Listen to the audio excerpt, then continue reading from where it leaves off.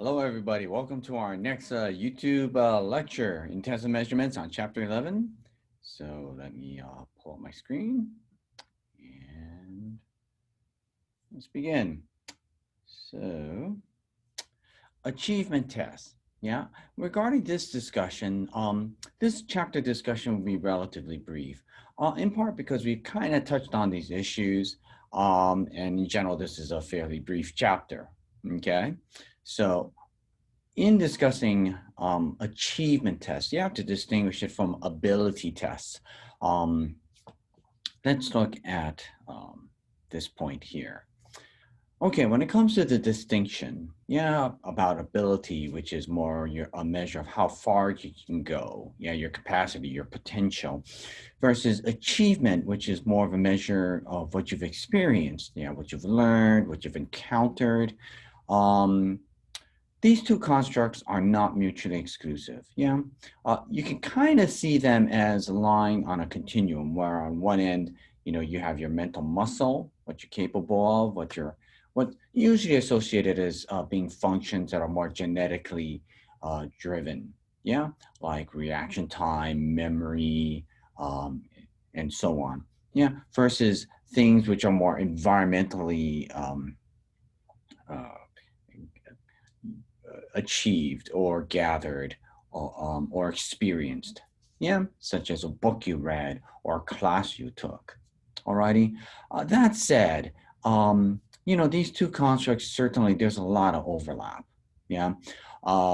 In other words, so for example, how far you can go, right? Your ability to problem solve quickly, your reaction time. It's certainly going to be a function of your environmental circumstances. Yeah, the more training you've got, the more classes you've taken, yeah, the more likely you're going to process information quicker. Yeah, and vice versa. Your ability to remember, your memory capacity, um, and how quickly, your attentional abilities, your ability to, you know, um, react quickly will certainly relate to your ability to read a book, to attend to a lecture in your World Civ class. Yeah, so these two constructs certainly overlap and certainly influence one another. Okay. That said, we're going to be focusing on those tests which are characterized, which are referred to as achievement tests, which are seen as measuring more your experience, what you've encountered. Yeah. So, what are some typical tests as part of a achievement testing program? Yeah, well, there are a number of achievement batteries that are administered in the educational system through grade school. Yeah, very typically, these are given either in the mid or at the end of the academic year, measuring several things such as math, um, science, social science, geography, and that sort. Yeah, usually very specific subject areas. All right. Unlike the IQ tests or the SAT or the GRE, which are construed more as mental ability tests, which measure overall functioning like word knowledge or visual spatial abilities. Yeah. You have what's listed here as a group ability test, but here we're really looking at achievement tests. Yeah, but there may be group tests to assess, um, other, um, you know, um, skills and so on, like reading, writing, and so on. Alrighty.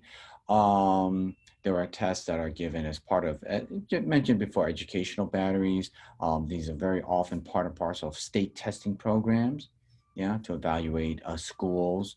And, these have particular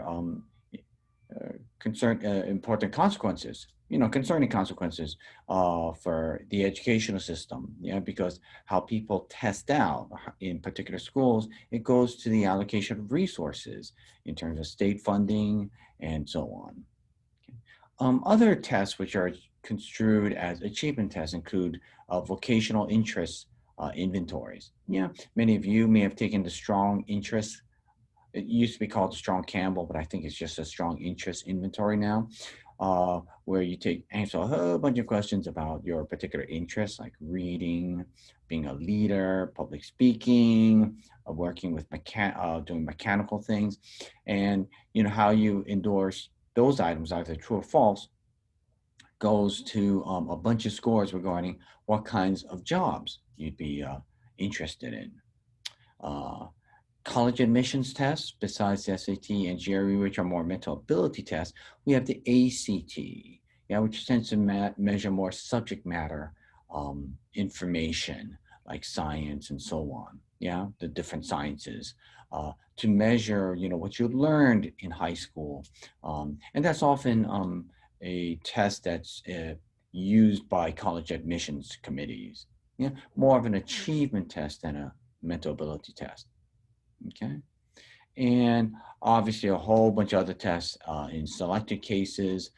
As a general matter, throughout education, if there's the one type of test and measurement that we do the most, it's their achievement tests, right, through the school system, from kindergarten through higher education. Alrighty. Um, and tests selected for other specific cases, which we'll get into a little later. Okay, but really important selected cases, such as the bar exam for lawyers. Okay. Now, kind of touched on a moment ago, we had the accountability movement and standards-based education. This was a movement which really saw a lot of uh, energy and movement and escalation on or about the 90s. Yeah, in particular, I'm sorry, the late 90s and early Zs. Yeah, they're the turn of the 21st century. With, in particular, the No Child Left Behind Act. Yeah. Now, what that law and similarly related laws put into place was were a number of policies and procedures which placed a large amount of emphasis on teachers, yeah, and what they're doing in classes and how students are doing. Now, in terms, we've always had concerns about what teachers are doing in education, but here, this movement really enforced a lot of policies, educational policies, where educators, teachers had to document what they were doing in their classes and how what they were doing in their classes related to, student performance. Yeah, and in particular with the No Child Left Behind Act, there was a strong emphasis on explaining why students weren't doing well. All right, just trying to uh, document that, but also, specifying what strategies, documenting what strategies teachers were doing to remedy that situation. Okay, um, and that act and similar policies, although well intended, yeah, certainly have had some really powerful ramifications in terms of the education system. For those of you who are or have been grade school teachers or have family members who are, understand the weight of the consequence of these types of acts, laws and policies. Yeah, in part, one of the results has been a large amount of teacher time spent on documenting what they're doing. Yeah, I believe that's eased up a lot in the last several years, but there's still some remnants of that. Yeah. Um, Also, the other unfortunate consequence, and it's still with us, is the experience of teachers in school settings teaching to the test. Yeah, teaching to the standardized achievement tests in order to increase student performance on the tests, so that the schools would have data or evidence to justify greater resources being allocated to them. Okay. Um, and the concerning thing is whether teachers, the education system in the end is teaching students to, do well on standardized achievement tests, but not be better thinkers. Yeah, and really, when you also think about a lot of the initial motivations of education, part was to educate the populace so that we have a better, a more intelligent and better skilled workforce. Yeah, but also a lot of the initial motivations with the American education system, and probably in other countries as well, to have a- another motivation or objective of education is to have an educated citizenry, yeah, a citizenry that can think critically about what the government is doing. Yeah. Um, so less so with those original goals and objectives, and more so with trying to train students, teach students to the test. Alrighty, and again, it's understandable why teachers have been motivated in that direction, right? Because there's huge implications for resources for the school, and resources mean, good stuff for students, yeah, and opportunities. But that certainly has led to a number of serious questions about what we're doing for our students. Okay, there's a bit of a discussion on achievement, the types of achievement test batteries, the Stanford Achievement Test battery current, I believe it's still currently in its ninth edition, very common test, which is administered in a lot of school systems. Okay, most of these tests tend to have a constructed response, like multiple choice, true, false kind of format. Alrighty. So in other words, when you think about that, think about our previous chapters and some of the strengths and limitations of a constructed response. I'm sorry, let me tell you. Constructive response being more like the essay. Yeah, so being able to express yourself as well as multiple choice. Alrighty. But think about, the strengths and limitations of both the constructed response and the multiple choice format. Okay, here are some common features of achievement tests, but we'll kind of move on here. I'll leave that to your text reading and to your review of the PowerPoint. Alrighty, so getting beyond the education system, we still have achievement tests which are administered. It seems like these things never end. But even after you graduate, you will encounter achievement tests. Alrighty. Oh, and I'm sorry. Let's stick with higher ed for a moment. So away from grade school, but in the university system with higher ed, we have achievement tests. Yeah. Besides what's given in coursework, which is clearly the largest number of achievement tests. Yeah. There are also ways to measure what students in higher education achieve within their given disciplines or majors. Yeah. One common test is the major field test. Yeah, in different subject areas. There's a major field test for most of the major disciplines in the university, such as history, math, and we have one for psychology. Alrighty. The idea with the major field test, or MFT, is that it's a test to measure what you learned during your college experience. And in particular, it's used to help departments, like a psychology department, to assess whether it's doing what it's supposed to do. Yeah. Is it teaching students about statistics, research, developmental psychology, social personality, and so on, normal psychology, and so on. Yeah, and it's a really good way for departments to evaluate if they're doing what they should be doing for their students. Yeah. So here are a bunch of example questions, which you might want to test yourself out on, and we'll just kind of bypass this. Yeah, this is on your PowerPoint. Oh, no, it's probably not on your PowerPoint, but you can kind of review these at your own leisure. All right, now beyond higher ed, another situation for achievement testing, another opportunity will be when one approaches pursuing their respective occupations. Yeah, whether it's being a lawyer, psychologist, physician, and many other fields on nursing. And I suspect even to be an electrician and plumber, there are achievement tests. Yeah, and basically these achievement tests are go-to licensing. Yeah, you can go to certification. We'll get to what the distinction between certification and licensing.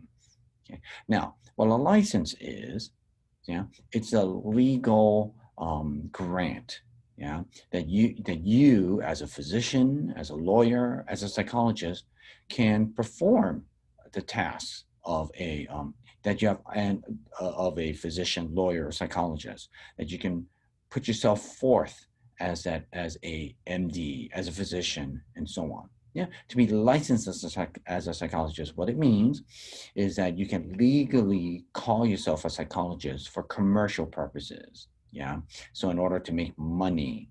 Yeah, not just generally referring to yourself as, oh, I like psychology, I like studying human behavior, I'm a psychologist. Yeah. You know, could you use a term like that loosely when speaking with other people? Yeah, probably. Just like, someone who, although they have no degree in history, if they really read tons of history books and just love it and refer to themselves as a historian, yeah, maybe, in a kind of colloquial, informal way, you can say, I'm a historian. But, you can see what's kind of concerning, right? If someone says to people they're a if they tell people they're a psychologist or a historian, sounds like, hey, are you saying you got a PhD in psychology or history? Okay. Um, but as a technical matter, yeah, you really can't, you cannot, well, I'll just speak of psychology. You can't put yourself forth for commercial purposes as a psychologist unless you've met certain qualifications. Yeah. In most states, the qualifications include getting a doctorate in psychology. Yeah, typically a PhD or a PsyD. Okay. I don't know if it's true to say, well, in a number of states, I don't know if it's the majority of states, you can also get licensed if you got your master's in very typically marital and family counseling. Okay, but it's typically a doctorate.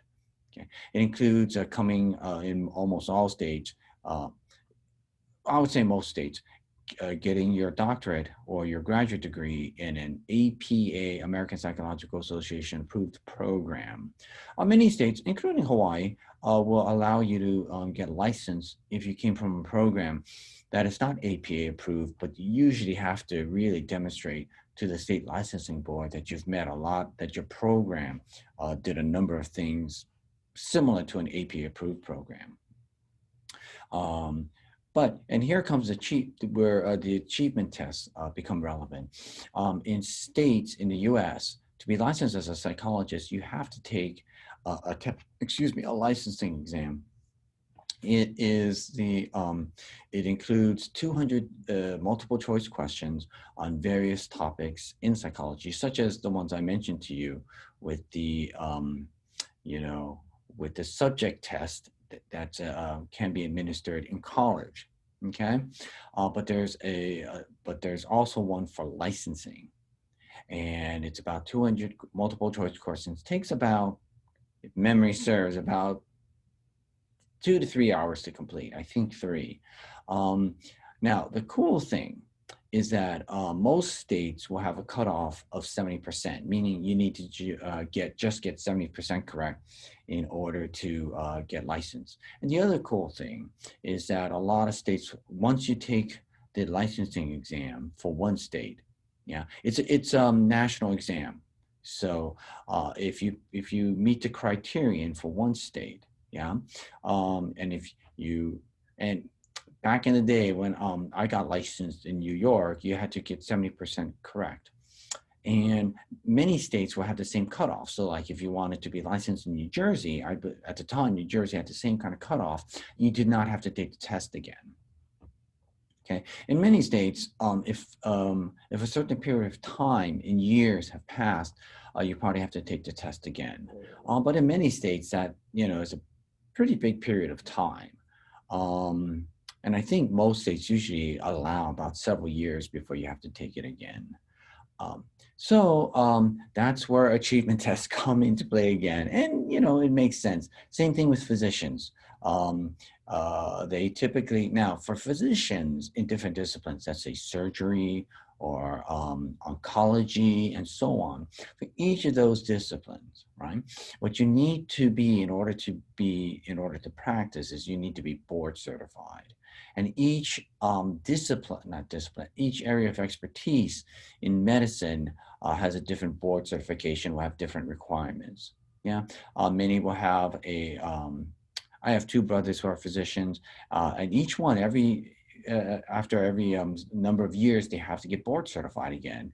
It's usually several years, but it can vary between I think like 5 or 10 years. Yeah. Um, but good for physicians, good for MDs or the American Medical Association that they kind of establish this policy that to be licensed in a state, you got to take a test every several years to see if you're keeping abreast with research and the latest technology and all that kind of stuff. Okay, for the to be board certified for physicians, it's very often a combination of a multiple choice or essay question, and for some an oral exam. Yeah. For my brother who's a surgeon, it's a combination of the two. For my brother is a gastroenterologist, I don't recall him talking about an oral exam, but there was a very lengthy written exam. We're talking, and with the written exams, they often take anywhere between 5 to 8 hours. Yeah. For my brother's gastroenterologist, I think it was an all-day exam. Yeah. And I believe it was essay as well as multiple choice as well as essay. For lawyers, it's the bar exam. And every state will have a bar exam. And it's usually a 2-day exam. One whole day, 8-hour day, multiple choice, if you can imagine that. 200 multiple choice questions. Now, when you think multiple choice questions, you're thinking, wow, it must be fairly easy. It was, I took the Hawaii bar exam, and be rest assured, it is not easy. It is 8 hours of 200 multiple choice questions, and each question would be about maybe anywhere between a paragraph to 3 paragraphs of stuff you got to read, and then you got to answer several multiple choice questions related to what you just read. And then the next day was all essay. Yeah, and it was an all day thing. So so that's what the lawyers do, physicians do, and what psychologists do. And yeah, and understand it makes logical sense that we want people before they start affecting the public or being presented to the public as being a physician, a psychologist, a lawyer, that they know what they need to know. Okay, and if you lose your license, right? So that's the power of a license, yeah, that you can legally call yourself a psychologist. All righty. Um, Now let's see, and also that's a very powerful thing when you hear about people losing that license, right? That's a powerful grant, and it's also a powerful punishment that the state can impose on someone if they, do something screwy. But it's an important one.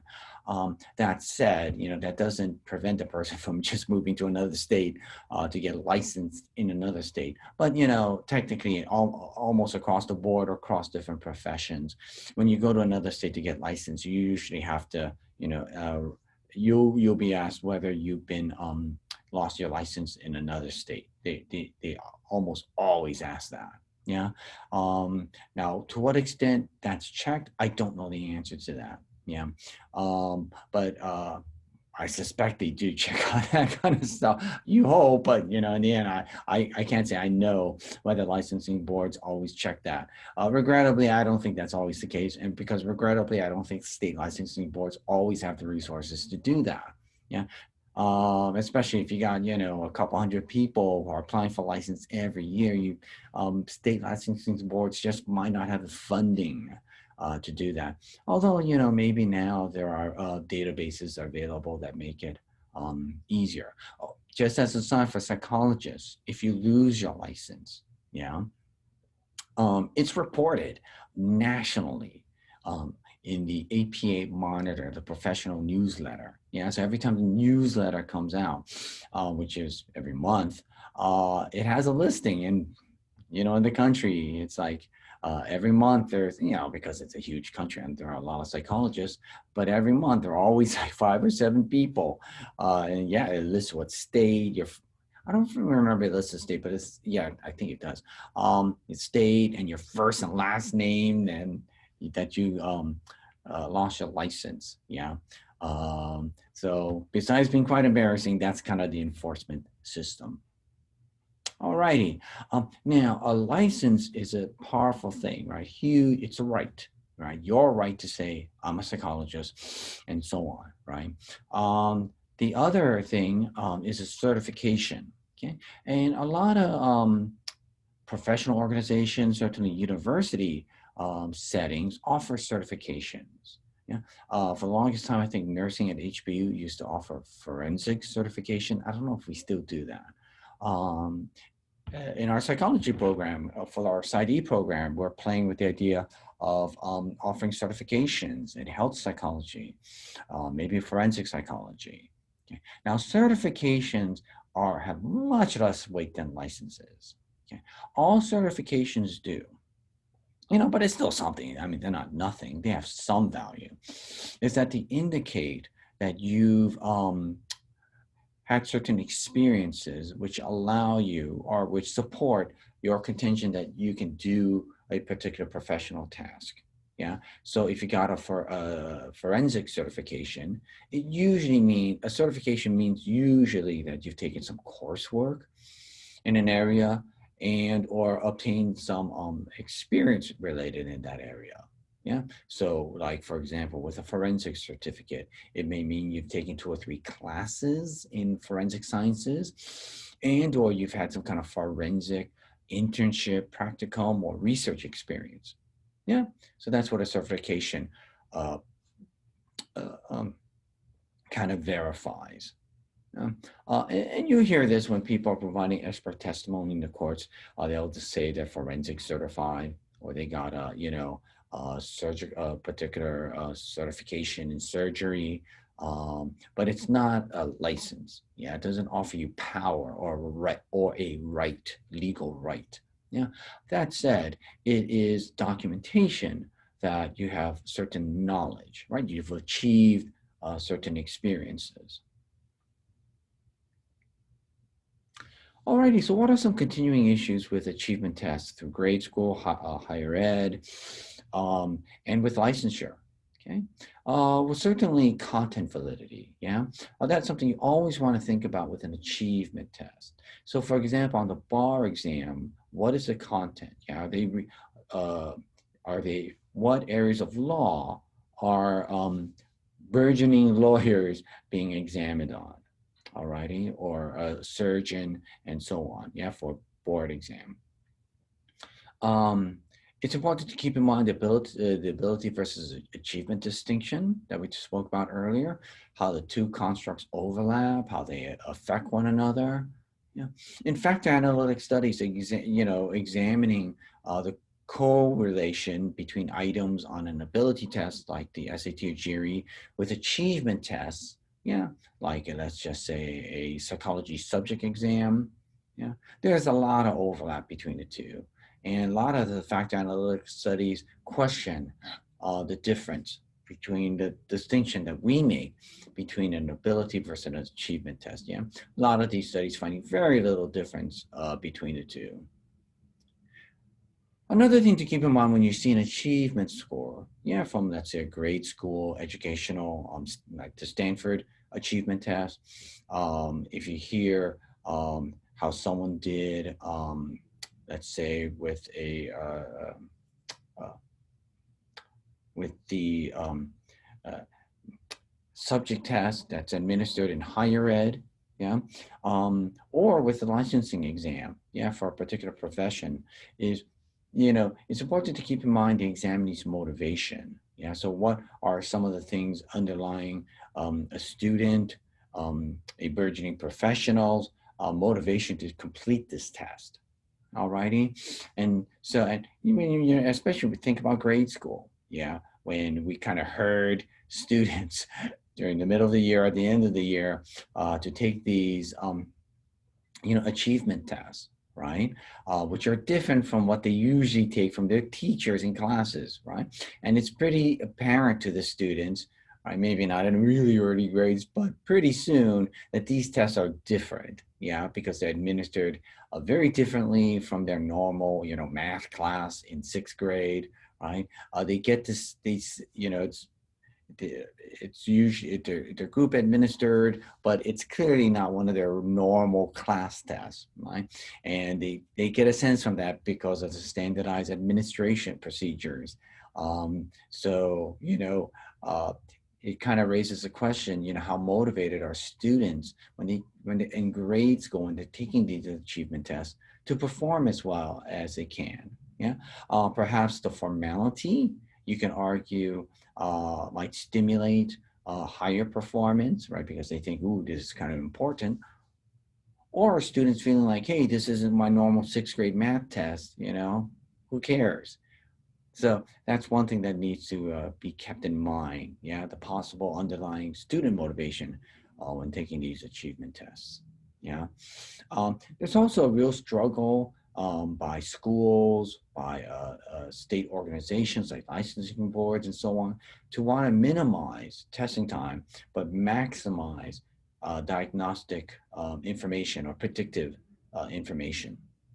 I said there's always this balance to find reasonable testing situations. Yeah, something that does. And when you think about the education system, right, and when a state imposes this on all its students throughout the state, either um, in the middle and or the end of the year, right? That's tons of money. That's millions of dollars that's being spent on assessment versus teaching. Alrighty, that's teacher time, student time, administrative time. So it's millions of dollars for a state with in a just in one year. So you for the educational system, there's a desire to find efficient ways, right? Things that don't take as much time to collect data. But then again, right, if the less time you spend, right, the fewer hours, the less information you're getting, right? Data you're getting, and then your predictive power will probably be lower. Yeah. So it's this weird balance that institutions and organizations have to kind of weigh. Okay. Um, and as you've kind of gathered, for a lot of these tests, as you may have experienced, yeah, and certainly even with licensing throughout, as you may have experienced through school, and certainly down the road with a licensing exam, yeah, there are both constructed, yeah, like essay forms, as I mentioned with the bar exam. There's one day where you're writing a bunch of essays, but then a whole day where you're doing constructed, selected response items. It's a true-false multiple choice test, yeah. And that goes for, MDs and psychologists, they have their tests, right? With psychologists, it's just a multiple choice test, which, when thinking about what different professions do or what's done through grade school and higher ed, what's actually gathered in constructed versus selected response items. We won't revisit that as we already discussed it in the previous chapter, but that's something to keep in mind too. Yeah, if you're just administering a selected response test, a 200 multiple choice item to psychologists, what are you really assessing in terms of what they know or what they can do? Yeah. Um, well, we'll leave it at that. But and with that, that's all I have to say about chapter 11, achievement test. Very brief chapter. With that, I thank you again for your attention. And otherwise, I will see you later. Have a good one. Bye bye.